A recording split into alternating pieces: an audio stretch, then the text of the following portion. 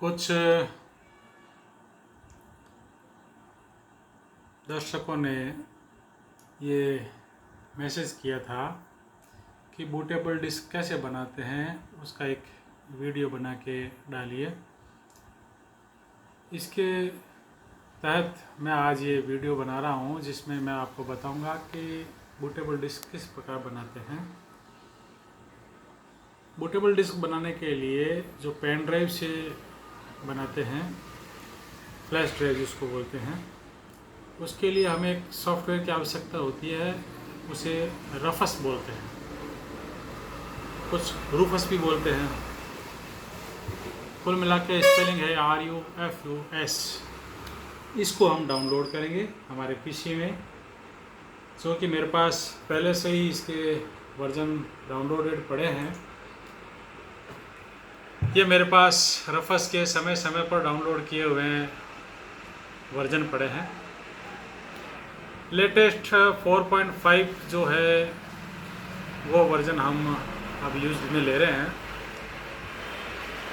इसमें यदि आपका कंप्यूटर 32 बिट का है तो X86 वाला वर्जन उसमें काम करेगा, और अगर 64 बिट का है तो उसमें 4.5 वाला जो वर्जन है वो काम करेगा। फ़िलहाल मेरे पास 32 बिट का कंप्यूटर ऑपरेटिंग सिस्टम है, तो मैं 32 बिट का कंप्यूटर सॉफ्टवेयर चला रहा हूँ और इससे ये फ्लैश ड्राइव बना रहा हूँ। इसकी स्क्रीन कुछ इस प्रकार रहेगी।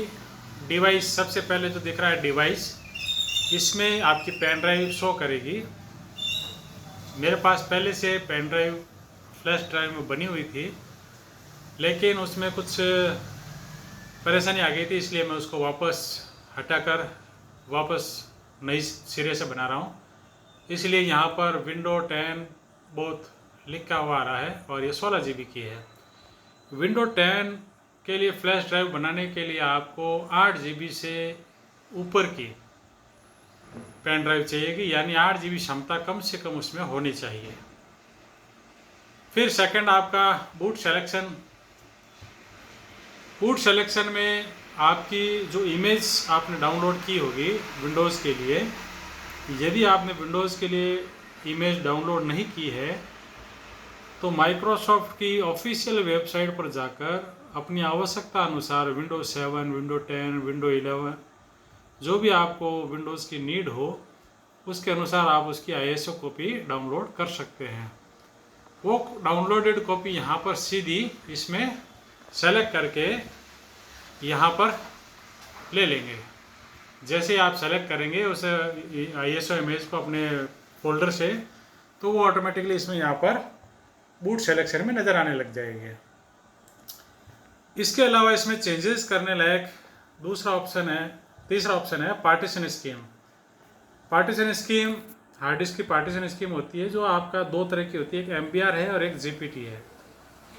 ज़्यादा टेक्निकल परेशानी आती है, इसलिए हम नॉर्मल सिस्टम में इसको NTFS और NTPS फाइल सिस्टम में FAT32 जो GPT के लिए काम करता है और विंडो 10 इसमें अच्छी तरह से काम करता है, और NTPS में दो ऑप्शन होते हैं, दोनों में से अपन को इच्छा अनुसार ऑप्शन चूज़ करना होता है। लेकिन यदि आप विंडो 10 इंस्टॉल कर रहे हैं तो आपको FAT32 सिस्टम इंस्टॉल करना होगा। यदि आपका कंप्यूटर इस फ्लैश ड्राइव से जो FAT32 में अपन ने बनाई है उससे अगर इंस्टॉल नहीं हो रहा है तो आप यहाँ पर नए सिरे से पेन ड्राइव बना सकते हैं NTPS सिस्टम में। मेरी जो पहले वाली पेन ड्राइव थी वो NTPS में थी, लेकिन मेरे अलग अलग कंप्यूटर में अलग अलग तरह के पार्टीशन है, इसलिए हर में किसी में काम करते नहीं है। पूरी पेन ड्राइव, पूरी हार्ड डिस्क को हम फॉर्मेट कर नहीं सकते, क्योंकि उसमें डाटा होता है, डाटा लॉस हो जाता है। इसलिए डाटा लॉस से बचने के लिए हम सिर्फ पेन ड्राइव में ही चेंजेस कर देते हैं। अब चूँकि पेन ड्राइव कुछ इम्पोर्टेड प्रोग्राम से भरी हुई होती है, तो इसलिए नॉर्मल पेन ड्राइव विंडो 10 को ही हम वापस रीयूज़ में लेते हैं। तो NTPS जो सिस्टम में था मेरा पेन ड्राइव, उसको मैं आज फॉर्मेट कर रहा हूँ और इसको FAT32 में कॉपी कर रहा हूँ। तो आप इस प्रकार से अपनी बूटेबल पेन ड्राइव बना सकते हैं। कोई विशेष रॉकेट साइंस नहीं है इसमें। अभी आप देख रहे हैं कि ये 8 पॉइंट समथिंग कुछ कॉपी हो चुकी है फाइलें, और अभी लगभग 20 से 25 मिनट में ये कॉपी तैयार हो जाएगी। तो डाटा लॉस से बचने के लिए ये एक शॉर्टकट है FAT32 या NTPS। इसके लिए आपको पेन ड्राइव चेक करने के लिए पेन ड्राइव पर, जब किसी पीसी में पेन ड्राइव लगाते हैं, उस पर राइट क्लिक करके उसमें जो फॉर्मेट का ऑप्शन आता है, फॉर्मेट पर क्लिक करेंगे तो जो विंडो खुलेगी उसमें सेकंड नंबर ऑप्शन पर ही आपको पता चल जाएगा कि ये NTPS में बनी हुई पेन ड्राइव है या FAT32 में।